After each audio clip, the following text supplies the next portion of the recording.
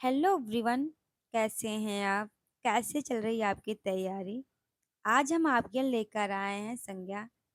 अगर आप किसी भी एग्जाम की तैयारी कर रहे हैं तो ये क्लास आपके लिए बहुत ही इम्पोर्टेंट है। तो चलिए शुरुआत करते हैं। आपने तो संज्ञा पढ़ा होगा, लेकिन आज हम आपको पढ़ाते हैं। देखो, आपके समझ में आता है कि नहीं? अगर समझ में आता है तो लाइक लाइक एंड सब्सक्राइब जरूर करना। तो चलिए शुरुआत करते हैं। संज्ञा। संज्ञा है क्या? संज्ञा एक विकारी शब्द है। ठीक है, संज्ञा क्या है? संज्ञा एक विकारी शब्द है। अगर आपसे पूछे विकारी क्या होती है, तो विकारी ऐसे शब्द जिनमें लिंग वचन के आधार पर परिवर्तन हो जाए उसे क्या कहते हैं? उसे विकारी शब्द कहते हैं। तो जो संज्ञा है, अगर इसे हम तोड़ेंगे तो जब ये टूटेगा तो सम और ज्ञा के शब्दों से मिलकर संज्ञा बनता है। तो सम का अर्थ होता है सम्यक और ज्ञा का अर्थ होता है ज्ञान या ठीक पहचान। तो संख्या के कुल कितने भेद हैं? अगर कुल भेद पूछे तो पांच हैं, और उत्पत्ति या मुख्य आधार पूछे तो तीन है। तो कुल कितने भेद हैं? तो पांच हैं। कौन कौन से हैं? जातिवाचक संज्ञा, व्यक्तिवाचक संज्ञा, भाववाचक संज्ञा, समूहवाचक संज्ञा और द्रव्यवाचक संज्ञा। जिसमें सभी समस्त जाति का बोध होता है उसे जातिवाचक संज्ञा कहते हैं। जिसमें किसी एक व्यक्ति का, यानी मान लीजिए किसी का नाम है, वो किस में आएगा? तो व्यक्तिवाचक संज्ञा के अंतर्गत आएगा। भाववाचक संज्ञा क्या है? जिसमें हम फील करते हैं, जैसे दया दिखाते हैं, ये सब भाववाचक संज्ञा के अंतर्गत आएगा। समूह, जैसे मान लीजिए कक्षा हो गया, भीड़ हो गई, ये सब समूह के अंतर्गत आएगा। द्रव्य क्या है? जैसे कोई पदार्थ हो गया, ये सब द्रव्य के अंतर्गत आएगा। प्राचीन हिंदी के आधार पर संज्ञा के कुल कितने भेद माने गए हैं? तो पांच।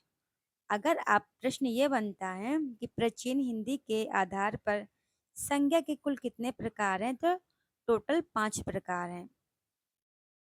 इसके आगे क्या है? संज्ञा। जो संज्ञा है, संज्ञा मूल रूप से दो प्रकार, जो हमारी संज्ञा है वो मुख्य रूप से दो प्रकार की होती है। ये संज्ञा एक होती है यथार्थवाचक संज्ञा, और दूसरा कौन सा होता है? भाववाचक संज्ञा। यथार्थ मीन्स क्या होता है? जो दृश्य जो हमें दिखाई देते हैं, और भाव जो हम फील कर सकते हैं, जो हमें अदृश्य होते हैं, जो हमें दिखाई नहीं देते हैं, उसे भाववाचक संज्ञा कहते हैं। अदृश्यवाचक संज्ञा में कौन कौन से आते हैं संज्ञा? जैसे जातिवाचक संज्ञा, व्यक्तिवाचक संज्ञा, समूहवाचक और द्रव्यवाचक। भाव में सिर्फ एक ही आएगा, जो कि भाववाचक संज्ञा, वो किसमें? अदृश्य में आएगा। इसके आगे देखिए, मुख्य रचना व्युत्पत्ति आधुनिक रूप से संज्ञा के कितने प्रकार बताए गए हैं? तीन। जातिवाचक संज्ञा, व्यक्तिवाचक संज्ञा, और तीसरा भाववाचक संज्ञा। जो जातिवाचक संज्ञा है, इसके अंतर्गत दो हैं, एक समूह और द्रव्य। यही चारों पांचों मिला के एक संज्ञा का निर्माण करते हैं। संज्ञा है क्या? अभी हमने आपको बताया, लेकिन संज्ञा एक विकारी शब्द है। संज्ञा की परिभाषा क्या हुई? किसी प्राणी, वस्तु, भाव, स्थान या पदार्थ का जहाँ बोध हो, वहां पर क्या होता है? संज्ञा होता है। अभी यहाँ एक प्रश्न है, देखिए। लखनऊ गोमती किनारे बसा है, क्रोध इंसान को पागल बना देता है। ठीक है, अब हमें छाटना है, इसमें ढूंढना है कौन सी संज्ञा इसमें छिपी हुई है। जो लखनऊ है एक स्थान का नाम है, इसलिए यह एक व्यक्तिवाचक संज्ञा हो जाएगी। गोमती भी एक नदी का नाम है, इसलिए व्यक्तिवाचक संज्ञा होगी। अक्रोध, जो क्रोध है वो भाव है, क्योंकि भाव को दर्शा रहा है, इसीलिए ये कौन सी है? भाववाचक संज्ञा।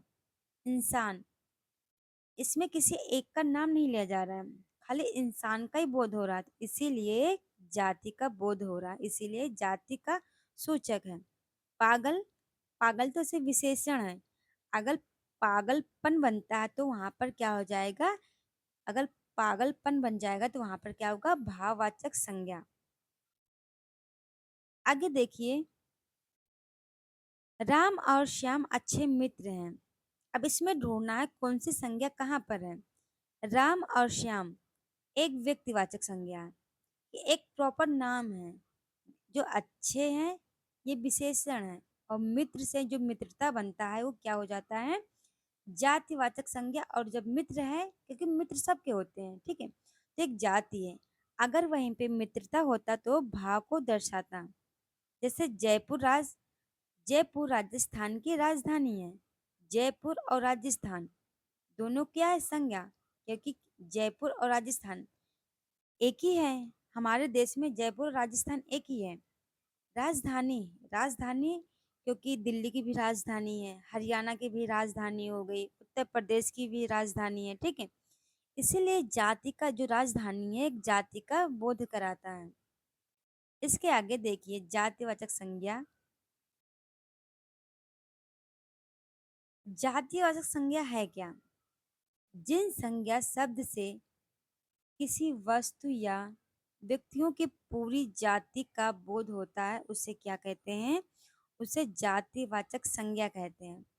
तो संज्ञा, जातिवाचक संज्ञा की परिभाषा क्या हुई? जिन संज्ञा शब्द से किसी वस्तु या व्यक्तियों की पूरी जाति का बोध होता है उसे जातिवाचक संज्ञा कहते हैं। जातिवाचक संज्ञा क्या होती है? दृश्य होती है, उसे हम देख सकते हैं, और इससे बहुवचन भी बना सकते हैं, ठीक है। जातिवाचक संज्ञा जो होती है इससे हम बहुवचन भी बना सकते हैं। जैसे लड़का है, लड़का एक जाति है, ठीक है। लड़का से हम क्या बनाएंगे? लड़के, ठीक है। नदी से नदियाँ, किताब से किताबें, ये सब इसका बहुवचन बन सकते हैं। आई होप आप यहाँ तक समझ गए होंगे। इसके आगे हम अपना नेक्स्ट वीडियो लेकर आएंगे।